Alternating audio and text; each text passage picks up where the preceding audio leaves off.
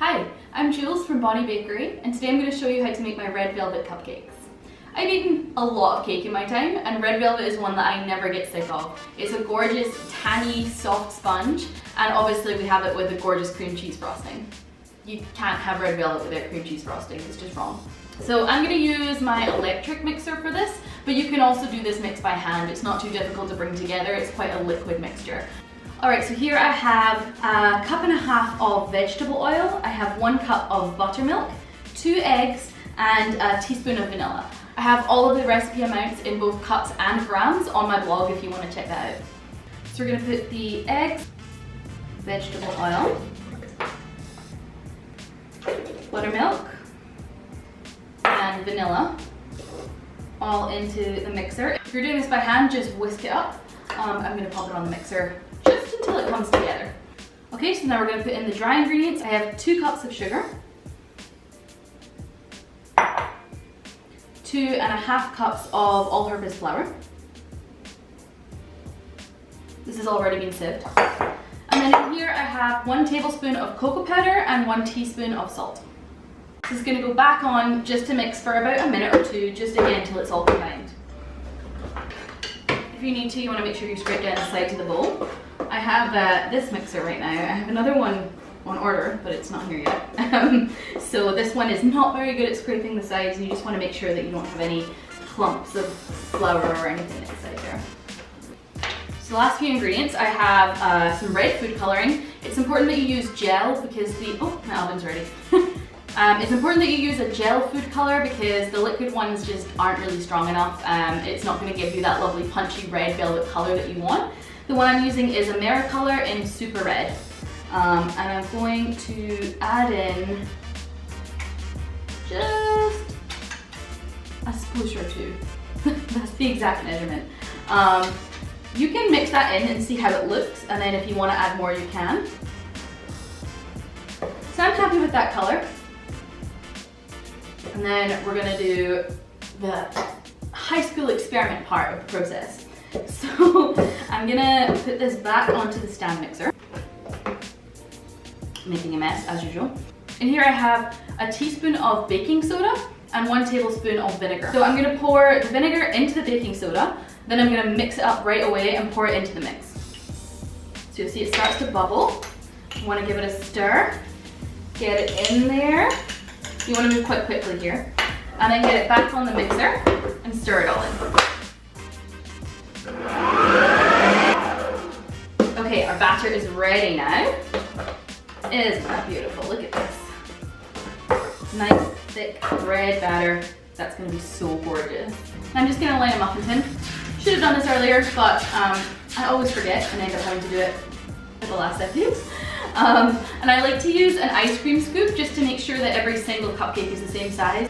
So you just want to make sure that you're getting even scoops and get them into the cupcakes. They should be about 2/3 of the way full.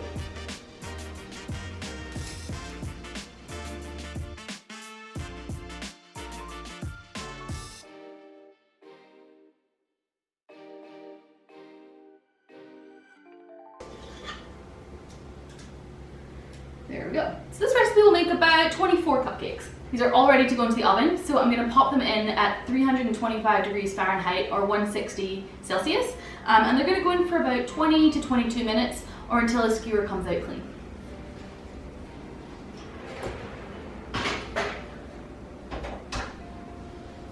Now we wait. Alright, my cupcakes are ready to come out of the oven.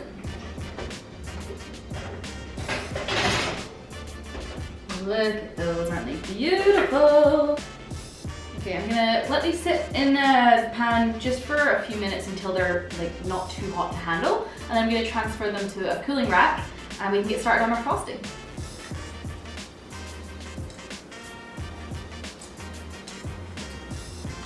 Alright, our cupcakes are cooled, so it's time to make the cream cheese frosting.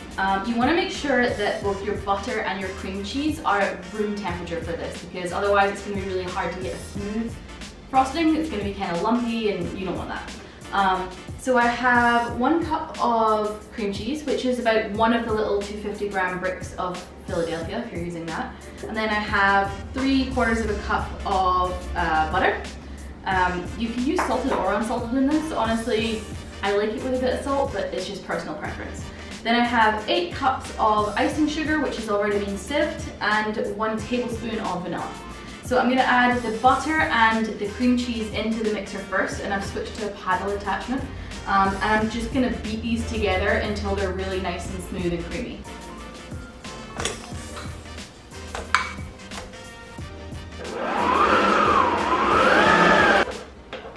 Okay, these are all combined.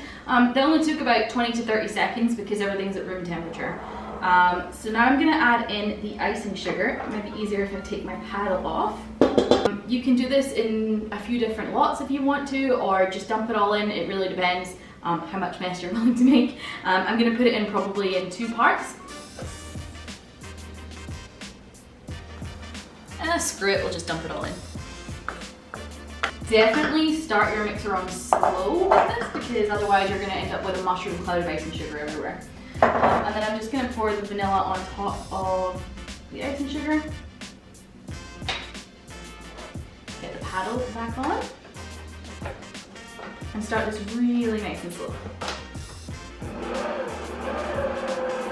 Alright, now that the icing sugar is all incorporated, I'm going to keep beating this until it gets really nice and fluffy.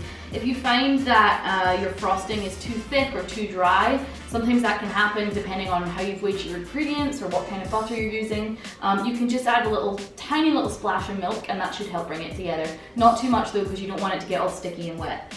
So yeah, now I'm going to beat this on high for at least 2 minutes, just until it gets really nice and creamy and fluffy. Alright, this is perfect cream cheese frosting. There's honestly no better frosting than cream cheese. You can see it's really nice and thick. If you want it softer or thinner, you can easily just add, like I say, a little bit of milk, and that will just give it the softer one. But I like this because it holds a really nice swirl. It's also really good for frosting layer cakes because it kind of holds them in place a bit better. If you have it too sloppy for that, then you can kind of slip and slide everywhere, and that's no fun for anybody. Alright, I have a disposable piping bag here, and I've just got a star tip on the end there.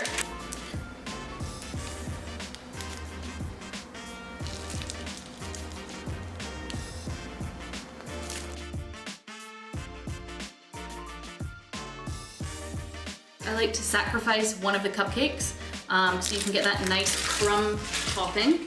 You just take one out of its case and crumble it with your fingers into a bowl.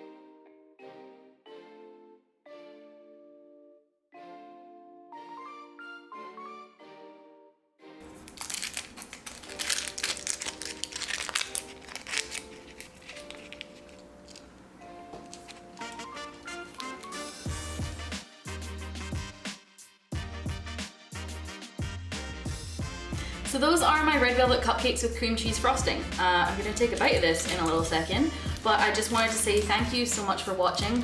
If you enjoyed this, I have every intention of uploading a new video every single week, but you know, if you're sticking around and you subscribe, I will be more encouraged to do so. So hit the subscribe button, and hopefully I'll see you next week.